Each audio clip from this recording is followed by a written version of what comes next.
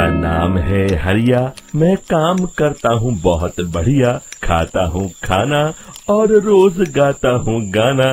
अरे यार, आज तो बहुत देर हो गई। इस खतरनाक जंगल को देखकर तो मेरे हाथ पैर ठंडे हो गए हैं। अगर मैं वक्त पर गांव नहीं पहुंचा तो मालिक बहुत नाराज हो जाएंगे। तभी हरिया को एक आवाज सुनाई देती है। सुनिए हरु जी। अरे, ये आवाज किसने दी? तभी हरिया को सामने कुछ दूर एक औरत खड़ी दिखाई देती है। अरे भाई, ये औरत अकेली इतनी रात को इस जंगल में क्या कर रही है? चलकर पूछना पड़ेगा। फिर हरिया अपनी बैलगाड़ी उस औरत के सामने लाकर रोक देता है और उससे पूछता है। अरे सुनिए, आप इतनी रात को इस खतरनाक जंगल में अकेली क्या कर रही हैं? तभी वो औरत मीठी आवाज में कहती है, अरे हरु जी, आप आ गए। मैं कब से आपका इंतजार कर रही थी। वैसे तो यहाँ से काफी लोग गुजर चुके हैं, लेकिन मैं खास आपका इंतजार कर रही थी। अच्छा, तुम सच कह रही हो? मुझे तो यकीन नहीं हो रहा है। वो क्या है ना, आज तक किसी ने मुझसे इतने प्यार से बात नहीं की। हाँ हाँ हरु जी, मैं सच कह रही हूँ। अब देर मत करिए और जल्दी से मुझे मेरे घर तक छोड़ दीजिए। हाँ हाँ, कौन सी बड़ी बात है, अभी छोड़ देता हूँ। आप मेरे पीछे बैलगाड़ी में बैठ जाइए और मुझे रास्ता बताते चलिए। फिर वो औरत हरिया की बैलगाड़ी में बैठ जाती है और हरिया बैलगाड़ी हाँकता हुआ आगे चल पड़ता है। फिर उस औरत के बताए हुए रास्ते पर चलते चलते हरिया बैलगाड़ी लेकर एक काली गुफा के आगे आकर रुक जाता है। हरिया उस औरत से पूछता है, हाँ देवी जी, आपका घर कहाँ है? यहाँ तो एक गुफा के अलावा और कुछ नहीं है। तभी अचानक वो औरत हवा में उड़ने लगती है।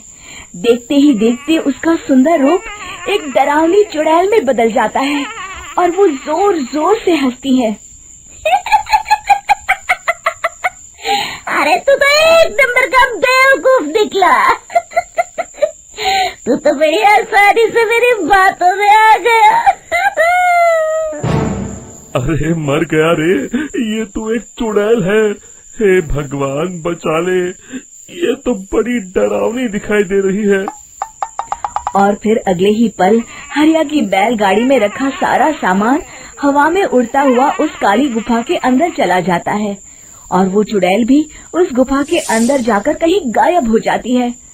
हरिया ये नजारा देख बुरी तरह घबरा और परेशान हो जाता है। अरे, ये चुड़ैल तो मेरा सारा सामान लेकर गुफा में गायब हो गई। अब क्या होगा? अगर मैं गांव खाली हाथ गया तो मालिक मेरी अच्छी खबर लेंगे। मेरी इस बात का कोई यकीन भी नहीं करेगा। फिर आखिर वही हुआ। हरिया के मालिक चंपक सेठ को हरिया की किसी भी बात पर रत्ती भर भी यकीन नहीं हुआ। चंपक सेठ को लगा हरिया झूठ बोल रहा है और उसने ही लालच में आकर सारा सामान हड़प कर लिया है। फिर हरिया को बेईमान समझकर चंपक सेठ उसे काम से निकाल देता है। अगले दिन अपनी दुकान में परेशान बैठा चंपक सेठ गुस्से में बड़बड़ाता है। अरे, दुकान में तो सामान बिल्कुल भी नहीं है। अब मुझे ही शहर जाकर सामान लाना होगा। फिर वो अपनी बैलगाड़ी लेकर शहर चला जाता है। शहर से सामान लेकर जब चंपक सेठ वापस गांव लौट रहा होता है, तभी उसे एक आवाज सुनाई देती है। चंपक जी, ओ चंपक जी। अरे, ये तो कोई मेरा नाम लेकर मुझे पुकार रहा है। फिर उस रास्ते में वही औरत खड़ी दिखाई देती है। फिर क्या था, हरिया की तरह चंपक सेठ भी उस औरत के पास अपनी बैलगाड़ी लेकर जाता है और वो भी उसकी चिकनी चुपड़ी बातों के मुंह जाल में फंस जाता है। फिर चुड़ैल उसे भी अपनी गुफा तक ले जाती है और उसका सारा सामान लेकर गुफा में गायब हो जाती है। बेचारा चंपक सेठ लाचार होकर खाली हाथ गांव लौट आता है। फिर ये उस जंगल में रोज की बात हो जाती है। जो कोई भी शहर से कुछ लेकर गांव की तरफ लौटता, वो चुड़ैल उसे बेवकूफ बनाकर उसका सारा सामान लेकर गुफा में गायब हो जाती।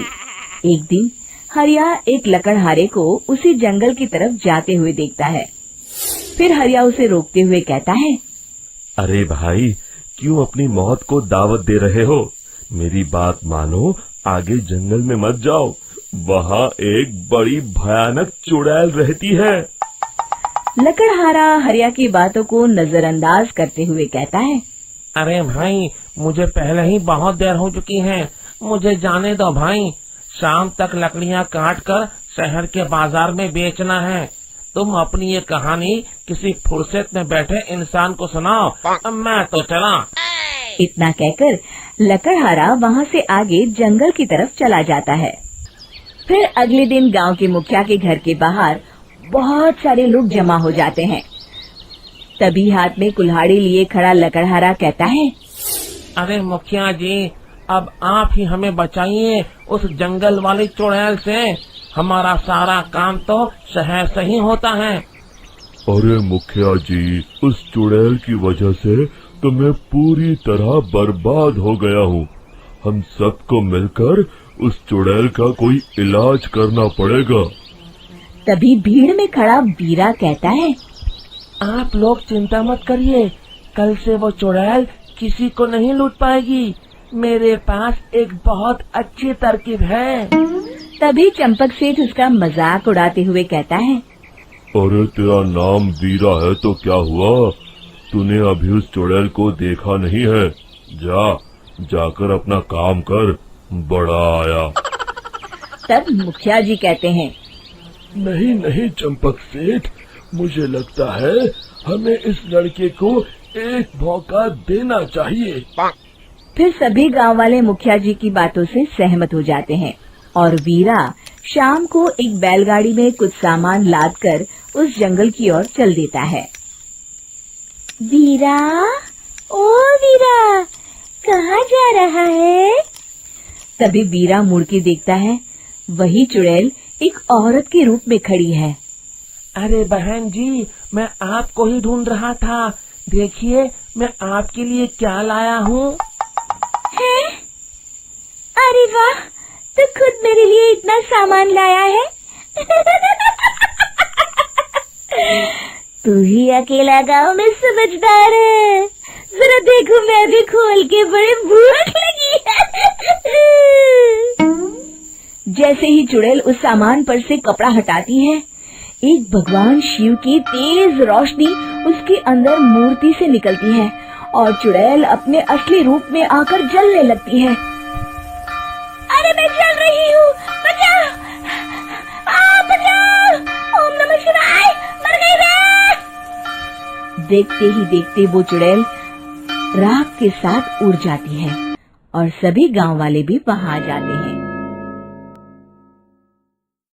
एक समय की बात है, एक गांव में सफेद साड़ी वाली चुड़ैल का आतंक था। चुड़ैल रात भर गांव में घूमती और गांव का जो भी आदमी उसे दिखाई देता उसे वो घायल कर देती। अरे कोई तो बचाओ, मर गया रे। एक रात हरिया अपने खेत से अपने घर लौट रहा था कि तभी अचानक उसके सामने चुड़ैल आ जाती है। अरे बाप रे, ये चुड़ैल कहाँ से आ गई? आज तो मैं गया काम से।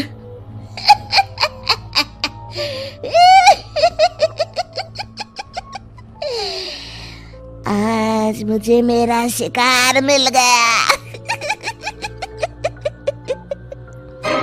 अरे चुड़ैल दीदी, मुझे छोड़ दो। जैसे ही चुड़ैल हरिया की तरफ बढ़ती है, हरिया वहाँ से भाग जाता है और अपने घर के दरवाजे पे पहुँचता है। अरे भगवान, जल्दी से दरवाजा खोलो, मेरे पीछे चुड़ैल पड़ी है। हरिया की पत्नी जल्दी से दरवाजा खोल देती है। अरे आप इतना हाफ क्यों रहे हैं? अरे मेरे पीछे चुड़ैल पड़ी है, आज तो मैं बाल बच गया। जल्दी से सभी दरवाजे और सभी खिड़कियों को बंद करके बत्ती बुझा दो। तभी चुड़ैल हरिया के घर के पास पहुंच जाती है। अरे वो आदमी कहाँ गायब हो गया? मैं भी देखती हूँ आखिर कब तक बचेगा। मैं अपने शिकार को इतनी आसानी से नहीं छोड़ती। इतना कहकर चुड़ैल वहाँ से चली जाती है। वहीं दूसरी तरफ हरिया और उसकी पत्नी दोनों अपने घर की खिड़की से ये सब देख रहे होते हैं। अरे बाप रे, ये तो बड़ी डरावनी चुड़ैल थी। अगले दिन ये बात आग की तरह पूरे गांव में फैल जाती है और धीरे धीरे लोग चुड़ैल के डर के मारे शाम होते ही अपने घरों से बाहर निकलना बंद कर देते हैं। कुछ दिनों के बाद भाई, मैंने तो इस चुड़ैल के डर के मारे रात को अपने खेतों को पानी देना बंद कर दिया है। कहीं मेरी फसल सूख गई तो मैं तो कहीं का नहीं रहूंगा। साहूकार का कर्जा कैसे चुकाऊंगा? अरे भाई, पूरे गांव वालों का यही हाल है। पता नहीं ये चुड़ैल हमारे गांव में कहां से आ गई। फिर एक दिन गांव के पास वाली नदी के किनारे एक बहुत बड़े तांत्रिक के आने की बात कुछ गांव वालों को पता चलती है। वो लोग जाके ये बात गांव के मुखिया को बताते हैं। मुखिया जी, नदी के किनारे एक बहुत ही पहुंचे हुए तांत्रिक बाबा आए हैं। हमें उनसे मदद मांगनी चाहिए। मैंने सुना है वो बड़े बड़े भूतों और चुड़ैलों को अपने वश में कर लेते हैं। मुखिया जी सभी गांव वालों को लेकर उस तांत्रिक के पास पहुंच जाते हैं। ओम फट स्वाहा, ओम फट स्वाहा। तभी तांत्रिक अपनी बंद आंखों को खोलकर कहता है, क्या बात है? तुम सब लोग यहाँ क्यों आए हो? मुखिया जी उस तांत्रिक को सारी बात बता देते हैं। अच्छा, तो ये बात है। और तांत्रिक अपनी आंखों को बंद कर लेता है। मैं देख रहा हूँ तुम्हारे पूर्वजों ने बहुत पाप किए थे, जिससे ये गांव अब श्रापित हो चुका है। उसी के फल स्वरूप तुम्हारे गांव में चुड़ैल आई है। ये चुड़ैल बहुत खतरनाक है, ये किसी को नहीं छोड़ेगी। हे भगवान, मर गए रे, अब क्या होगा? तभी गांव के मुखिया जी कहते हैं, बाबा, इस चुड़ैल से हम सबको बचा लीजिए। कोई तो उपाय होगा। इसका सिर्फ एक ही उपाय है। सभी गांव वालों को बारी बारी हर दिन अपनी आधी फसल उस पहाड़ी के ऊपर बनी काली गुफा में छोड़ के आनी होगी। तभी उस चुड़ैल की भूख मिटेगी और श्राप का प्रभाव खत्म हो जाएगा और तुम सब जिंदा बच जाओगे। सभी गांव वाले उस तांत्रिक की बात को मान लेते हैं और वहां से चले जाते हैं। फिर अगले दिन से रोज उस गांव के लोग बारी बारी से अपनी आधी फसल उस काली गुफा के पास जाकर रखाते। कुछ दिनों बाद हरिया की बारी आती है। बाप रे, आज तो मेरी बारी है उस काली गुफा में जाने की। क्या करूं? वो तो बड़ी खतरनाक चुड़ैल है। मेरे तो हाथ पैर कांप रहे हैं। फिर हरिया डरते डरते अनाज की बोरियां अपनी बैलगाड़ी में लाद देता है। तभी हरिया की पत्नी उससे कहती है, देखो जी, संभल के जाना और किसी भी हालत में शाम होने से पहले वापस आ जाना। उस चुड़ैल का कोई भरोसा नहीं है जी। हरिया बैलगाड़ी में बैठते हुए कहता है, भगवान, मैं क्या वापस आऊंगा? लगता है अब तो मेरी खबर ही आएगी। इतना कहकर हरिया वहां से चला जाता है। रास्ते में जंगल से गुजरते हुए हरिया की बैलगाड़ी का एक चक्का बड़े गड्ढे में फंस जाता है। हे भगवान, अब ये क्या मुसीबत है? हरिया नीचे उतर के पूरी ताकत से अपनी बैलगाड़ी को गड्ढे से निकालने की कोशिश करता है।